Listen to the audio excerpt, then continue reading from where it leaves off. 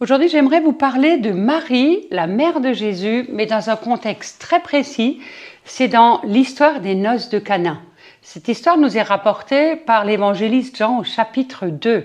Les autres évangiles n'en parlent pas. Mais on va écouter ce que Jean a à nous dire ou réfléchir à ce que Jean nous partage dans cette histoire. En fait, on est au tout début du ministère de Jésus. Et Cana, c'est un tout petit village qui se trouve en Galilée, dans le nord du pays d'Israël. Marie, la mère de Jésus, qui peut-être est déjà veuve à ce moment-là, puisqu'on ne nous parle pas du tout de Joseph, est invitée à ce mariage et on peut supposer qu'elle y est allée à l'avance et son fils Jésus est également invité. Mais comme Jésus n'est pas tout seul et comme en fait ça se passe souvent à l'occasion d'un mariage, quand on a des amis chez nous, les amis de mes amis sont aussi les amis du marié. En tout cas, en Israël, il semble que ce soit assez courant. Eh bien, les amis des amis sont également invités. Et culturellement, chez eux, à cette époque-là, c'était tout à fait normal. Il y a un sens de l'accueil qui est vraiment très présent dans le cœur du peuple juif. Le problème, c'est que si le marié, la mariée, les parents du marié, les parents de la mariée et d'autres encore décident d'en faire autant, ça peut devenir compliqué. Parce que ça veut dire qu'on va passer peut-être de 100 personnes initialement, non pas à 110, mais à 120, 130, 150, et qui sait, peut-être pas encore plus. En tout cas, Jésus est invité à ce mariage, et comme beaucoup d'autres peut-être, il décide d'y aller aussi avec ses amis, et ses amis, ce sont bien sûr les disciples, vous l'avez compris. Les disciples doivent être à la fois étonnés, surpris et contents. Surpris parce que normalement les disciples d'un rabbi en Israël ne l'accompagnent pas à un mariage. Ils ne vont pas faire la fête avec lui. Ils marchent à sa suite pour être enseignés par lui, pour être formés par lui, pour apprendre de lui. Et peut-être qu'ils se posent la question, mais quel est le rapport entre le maître et un mariage ? Et en même temps, c'est vrai qu'ils doivent être contents d'aller à un mariage parce que je pense qu'ils n'ont pas souvent l'occasion. C'est l'occasion de bien manger, de faire la fête, de boire du bon vin. Et surtout qu'un mariage juif, ce n'est pas n'importe quoi. Un mariage juif, comme vous le savez peut-être, ça dure au moins 7 jours. Qu'est-ce qu'on fait pendant 7 jours ? Eh bien, on fait la fête. Et le peuple juif a quand même cette qualité extraordinaire de faire la fête et de savoir se réjouir, même en toutes circonstances. Mais ça, c'est une autre histoire. Donc, on est à un mariage. Et à un mariage, on mange, on parle, on danse, on boit, on dort, on recommence. Et c'est comme ça pendant 7 jours. Et ce qui devait arriver, arriva. Souvenez-vous ce que je vous ai dit au début. Il y a sans doute plus d'invités que prévu et il n'y a plus de vin. Et Marie, on peut supposer qu'elle fait partie des proches de la famille des mariés. En tout cas, ça lui tient à cœur. Elle voit une situation désespérée, quelque chose qui n'était absolument pas prévu. Et elle va voir son fils et elle va lui en parler. Et elle lui dit, Jésus, tu te rends compte ? Il faut que tu fasses quelque chose. Ils n'ont plus de vin. Le maître du mariage, le maître des noces, celui qui est responsable de tout, a dit qu'il n'y a plus de vin. C'est une catastrophe. C'est une catastrophe parce que ça va générer de la honte, c'est un désastre vis-à-vis des invités, c'est impensable. Imaginez-vous, vous avez le mariage d'un de vos enfants ou votre propre mariage et soudain, il n'y a plus de vin et vous devez aller dire au maître d'hôtel ou alors à vos invités, désolé, on n'a plus de vin à vous servir. C'est terrible, c'est terrible. C'est pour ça que Marie va voir Jésus. Mais Jésus lui dit, mais pourquoi est-ce que tu me dis ça, femme ? Qu'est-ce que tu veux que moi je fasse ? C'est pas encore mon heure. Et j'aime bien la réponse de Jésus parce qu'il l'appelle pas maman ou mère dans cette situation, mais il l'appelle comme il appellerait toute autre femme. Il lui dit juste femme. Il l'appelle même pas par son prénom. Et en fait, il le fait, je pense, pour mettre une espèce de distance entre lui et sa mère, parce qu'il ne veut pas mêler ses émotions à son appel en tant que Messie, fils de Dieu, etc. Et on ne sait pas si Marie va insister ou pas, c'est même pas sûr. Marie sait qui est son fils, c'est pour ça qu'elle est allée le voir, et parce qu'elle se rend compte que c'est vraiment une catastrophe s'il n'y a pas de solution. Et plutôt que de discuter avec lui, elle va voir les serviteurs. Et elle va juste dire aux serviteurs cette phrase, « Faites tout ce qu'il vous dira ». Maintenant, je vais rapidement vous dire tout ce que Marie n'a pas dit ou fait.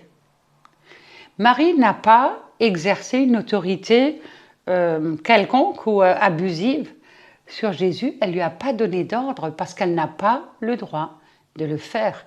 Et elle le sait. Marie n'a donc pas autorité ni sur lui, ni sur le plan de Dieu. Ça aussi, je pense qu'elle en a conscience.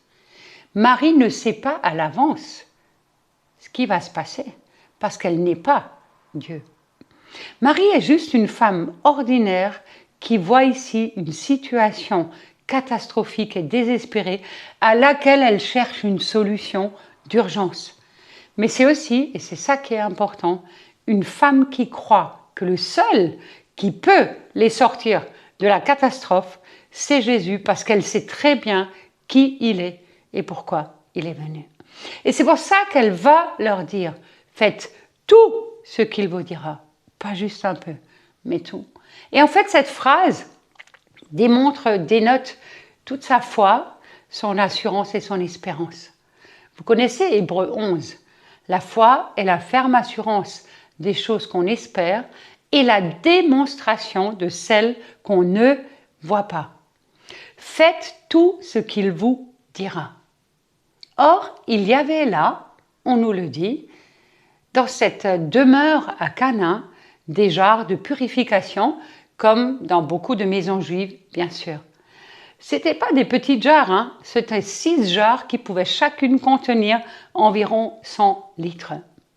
Et là, l'histoire continue et on nous raconte que Jésus dit à ses serviteurs de remplir les jarres avec de l'eau.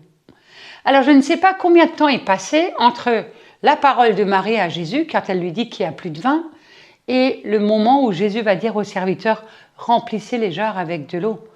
Peu importe, ce dont je suis sûre, c'est que Jésus a consulté le Père, parce que la Bible nous dit qu'il ne fait jamais rien sans l'accord du Père, sans être en accord parfait avec le Père. Ce qui me touche dans cette histoire, c'est que Jésus va utiliser ce qu'il trouve sur place. Et ce n'est pas n'importe quoi, parce que pour moi, ces jarres, elles représentent nos vies dans sa main.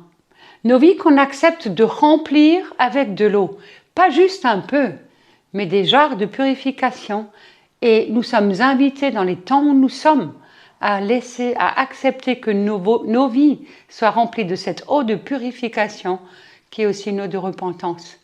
Parce que la repentance, ça c'est le job des serviteurs, de remplir nos jarres de cette eau, d'entrer dans la repentance. Et cette repentance-là, cette eau-là, va produire en abondance un vin d'une qualité extraordinaire qui sera le meilleur des vins que, alors dans notre histoire, les invités n'avaient jamais goûté. Mais si on ne remplit pas ces jarres, mes amis, eh bien il ne se passe rien. C'est pour ça qu'elle leur a dit, faites tout ce qu'il vous dira. Ça veut dire aussi que si nous voulons que nos vies abondent de vin nouveau, qui sera le meilleur des vins, il faut que nous passions par cette case de la repentance, d'accepter de nous laisser remplir par cette eau de purification qui est symbolisée pour moi ici, qui symbolise pour moi ici la repentance, pour que Jésus, lui, fasse la transformation. Et ça me plaît, parce qu'il met à la portée des serviteurs quelque chose qu'ils peuvent faire, mais ce qu'eux ne peuvent pas faire, c'est lui qui va le faire. Eux sont chargés de remplir les jarres avec de l'eau, c'est leur job, ils peuvent le faire, mais eux ne peuvent pas transformer l'eau en vin. Nous ne pouvons pas le faire. Nous ne pouvons pas transformer nos vies, mais c'est lui qui va le faire et qui va donner pas seulement un peu de vin, mais du vin nouveau, le meilleur des vins en abondance. Ça, c'est son projet. On doit juste apporter ce qu'on a et on doit juste apporter ce qu'on est. Et ce qui est essentiel dans cette histoire, c'est qu'on doit aussi obéir à ce qu'il dit et c'est lui qui va faire le reste. Et en fait, cette histoire me touche parce qu'elle nous parle de la bonté de Dieu et de la bonté de Jésus. Parce que Réfléchissez, ce n'est pas un miracle essentiel. Il n'y a pas mort d'homme, il n'y a personne qui est en danger, il n'y a pas une situation imminente dans le sens d'un danger pour la vie, quoi. Mais pour Dieu, c'est une situation essentielle. Jésus ne veut pas que ses amis soient humiliés. Et sa mère a osé l'interpeller. Alors peut-être ça peut paraître osé ou déplacé, parce que peut-être c'était effectivement trop tôt. Mais vous savez quoi? Elle a fait le bon choix. Elle a essayé, et parce qu'elle a essayé, elle a reçu. Et ce qui me touche encore plus, c'est qu'elle l'a fait, pas pour elle-même, mais elle l'a fait pour ses amis.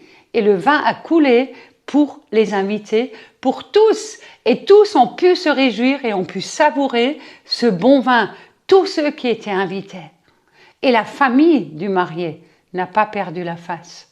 Et ça, c'est beau parce que pour Dieu, c'est important. Il a compassion de nos vies. Il a compassion ici de cette famille. Il aurait très bien pu dire « mais je m'en fiche complètement, c'est pas mon problème ». Peut-être aussi Marie, elle aurait pu être indifférente. Peut-être même qu'elle-même ne buvait pas de vin, j'en sais rien.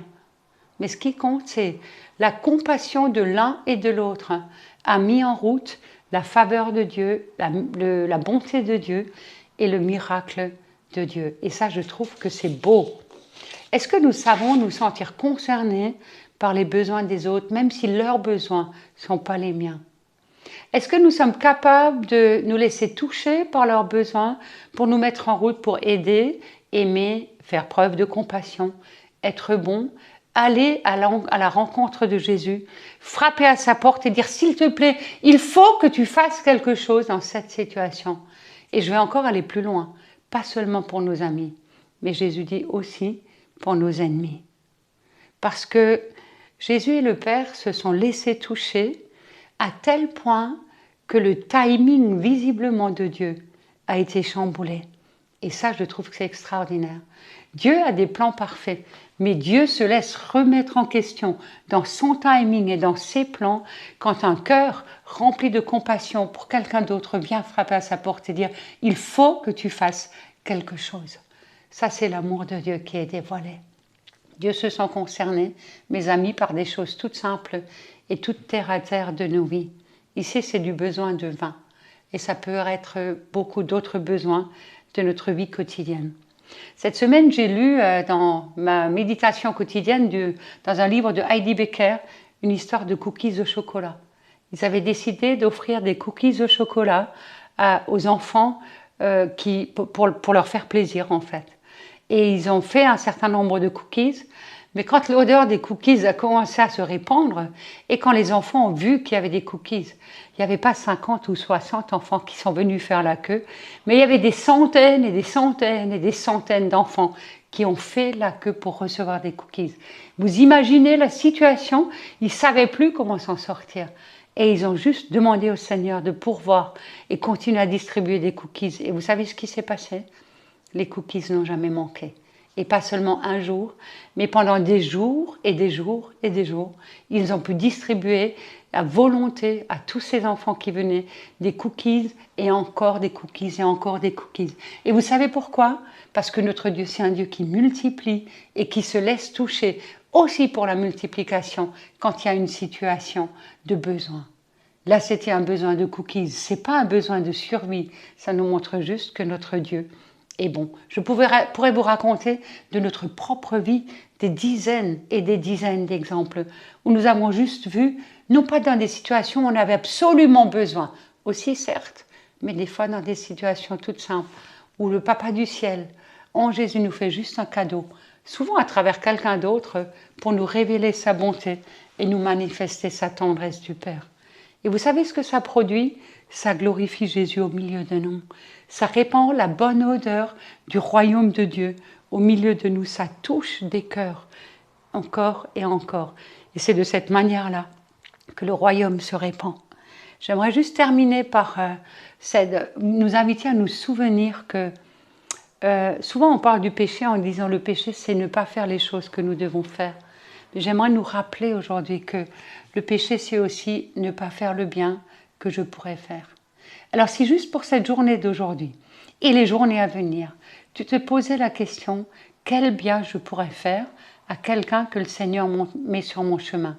Pas parce que j'ai envie, mais juste parce que ça correspond à un besoin important pour cette personne, même si ça ne le serait pas pour ma propre vie. Parce que tu veux que Jésus soit glorifié dans ta vie, eh bien mets-toi en route. Je te souhaite une excellente fin de journée. À bientôt!